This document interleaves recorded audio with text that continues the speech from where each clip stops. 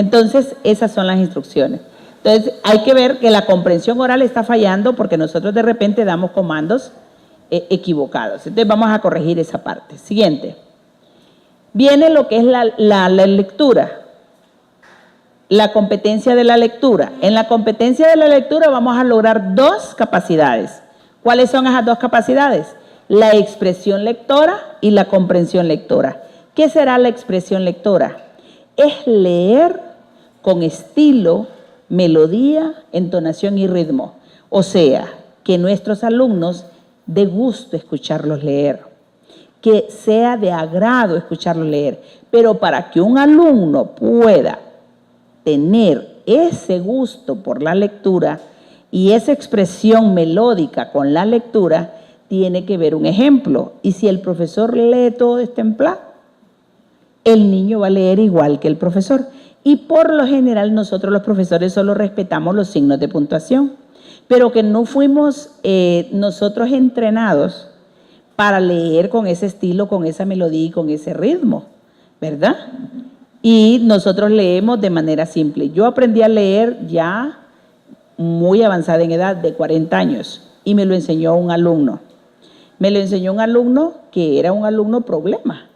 Era un alumno que había estado en una privada y por accidentes económicos llegó al centro educativo. Viene este niño y él tenía una melodía distinta para hablar y para pedir permiso decía: maestra, sí, dígame, ¿puedo ir al baño, por favor? ¿Puedo ir al baño, por favor? Entonces todos los alumnos, como eran alumnos de bajos recursos económicos y no les gustaba la melodía, y aquellos me decían: profe, ¿puedo ir al baño? Como lo hacen todos, ¿verdad? Profe, ¿puedo ir al baño? Sí, vaya. Y entonces, y ese profesor, ese niño se levantaba y me decía: maestra, y a veces yo estaba escribiendo, entonces sí, le contestaba. Si no lo miraba la cara, él no dejaba de tener la mano así, porque él venía con esas cualidades ya de una privada. Entonces le digo yo: ¿qué pasó? ¿Puedo ir al baño, por favor? Entonces todos le decían: ay. Y para todos, maestra, y a él le decía a uno las cosas sin anestesia. Entonces a veces uno de profesor como que le incomoda ese tipo de alumnos a veces en el aula. Y me decía el alumno siempre: te equivocas, eso no es cierto, porque todos estaban en recreo y solo él estaba en la biblioteca leyendo enciclopedias. Entonces, claro, la lectura da poder y la lectura da conocimiento. Entonces, él podía decir con certeza cuando un profesor estaba equivocado. Entonces, nadie lo quería tener en el aula. Y entonces dije yo: y ni modo, lo tengo que apretar teniendo este cipote aquí, porque ¿cómo? Pues, ¿para dónde me hago? Y se queda conmigo. Y me dice: maestra. Pues un día los cipotes lo molestaban tanto los otros niños que le decían: profe, tal cosa. Ay. Y la otra: ay. Y va de como bullying. Entonces él un momento se desesperó y se salió del aula y se fue para el baño, llorando. Entonces le digo a los niños yo cuando me quedé que qué barbaridad, que cómo son ustedes, que no sé qué, que no sé cuánto, cómo se ríen del niño, ustedes no tienen nada de amor por el prójimo. Y los niños siempre quedando quedar bien con uno de profesor: vaya pues, profe, vaya, tráigalo, vamos a hacer diferentes, que no sé qué. Profe, pero reconozca que hasta usted.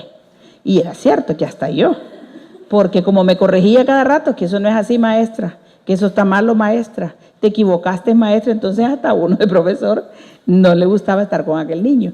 Entonces vengo y me voy a traerlo y le digo yo: mira, venite, nos vamos a ir para el aula y no te preocupes, dicen tus compañeros que de ahora en adelante ya no te van a molestar, que no sé qué. Entonces me dice: pero en serio me lo prometes, maestra, ¿qué culpa tengo yo, profesora? Dime qué culpa tengo yo de haber tenido otro entorno. Yo no tengo la culpa. Y entonces le sí, tenés razón, pero ya llamamos para el aula y te van a aceptar como sos. Vamos. Entonces nos vamos para el aula. Entonces aquellos: te queremos, fulano, te queremos, fulano, te queremos. Entonces vengo yo de profesora y a mí me gusta escribir, había hecho un cuentecito. Y entonces en lo que hice el cuentecito lo coloco y allá iba yo con la maldad de profesora. Le digo yo: vení, le vamos a poner al niño, pongámosle Carlos. Carlos, vení. Entonces le digo yo: ¿me vas a leer este cuento? ¡Ay, me encanta!, me dice. pero me lo vas a leer con estilo, con melodía, con ritmo, que le guste, que toda esta gente quede paralizada. Ay, sí, me encanta, me dice. Pero yo dije, me encanta, saber a qué le dirá me encanta, dije yo. Y como yo leía con signos de puntuación, entonces yo lo puse al frente. Y lo peor del caso es que le digo yo, y después sigo yo. Entonces dicen los hipotes, sí, profe, bueno. Y empieza aquel niño. Imaginemos que, ya no me acuerdo del cuento, pero imaginemos que el cuento era el perro y sus dos amigos. No, el amigo y sus dos perros. Y dice, érase una vez un joven a muy temprana edad, decidió ir con sus dos perros de campo.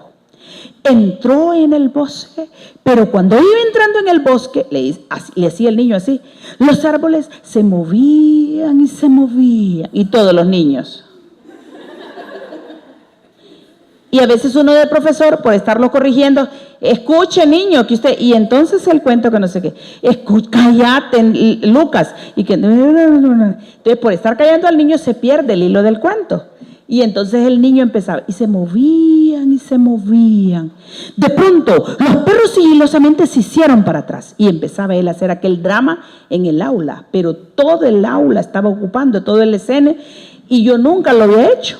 Y el alumno aquí tenía los hipotes, que habían 45 alumnos y ahí no se oía nada de ruido. Solo aquel cipote los tenía anonadados a los niños.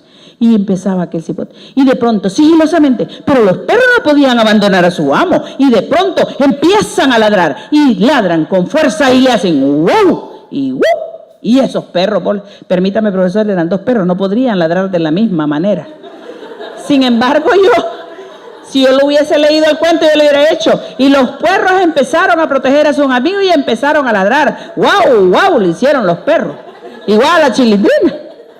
Sin embargo, el niño le dice, y los perros se empiezan a ladrar. ¡Wow! Y ¡wow! Empiezan a ladrar. Y entonces yo me fui a la parte de atrás y empecé a meditar. Y dije yo, ¡qué barbaridad! ¿Cómo van a leer mis alumnos tan bonitos si yo realmente no puedo leer? Este alumno me ha dado una clase magistral y aquellos niños un silencio sepulcral y los movimientos que hacía el niño, entonces aquellos iban para los lados y aquel iba para abajo y los niños también para abajo, o sea, estaban tan concentrados. Cuando termina de leer el cuento le digo yo, un aplauso para Carlos. Sí, Carlos, te queremos, Carlos, te queremos, Carlos. Y aquel Carlos se ganó la admiración de todos sus compañeros. Y por una lectura de un cuento, o sea, a él le habían enseñado a leer muy bien en una privada de renombre. Entonces, y si las privadas pueden hacer eso, ¿por qué nosotros en la pública no? Si nosotros en la pública somos licenciados, no hay ningún profesor que no sea licenciado ahora. Y entonces, si tenemos la capacidad científica, si tenemos la capacidad pedagógica, ¿por qué no cambiar ese estilo para leer y ser modelo para los niños? Y lo peor del caso es que dicen los niños, ahora la profe. No les digo yo porque caemos en el aburrimiento. Mañana sigo yo. Y empiezo a buscar un espejo yo y empiezo.